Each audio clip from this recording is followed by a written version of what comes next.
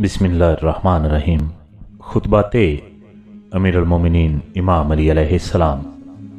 نہج البلاغہ، خطبہ نمبر 74۔ پند و نصیحت کے سلسلے میں ارشاد فرمایا، خدا اس شخص پر رحم کرے جس نے حکمت کا کوئی کلمہ سنا تو اسے گراں میں باندھ لیا، ہدایت کی طرف اسے بلایا گیا تو دوڑ کر قریب ہوا، صحیح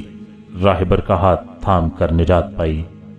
اللہ کو ہر وقت نظروں میں رکھا اور گناہوں سے خوف کھایا، عمل بے ریا پیش کیا، نیک کام کیے، ثواب کا ذخیرہ جمع کیا، بری باتوں سے اجتناب برتا، صحیح مقصد کو پا لیا، اپنا اجر سمیٹ لیا، خواہشوں کا مقابلہ کیا، امیدوں کو جھٹلایا، صبر کو نجات کی سواری بنا لیا، موت کے لیے تقوی کا ساز و سامان کیا، روشن راہ پر سوار ہوا، حق کی شاہراہ پر قدم جمائے، زندگی کی مہلت کو غنیمت جانا، موت کی طرف قدم بڑھائے اور عمل کا زاد ساتھ لیا۔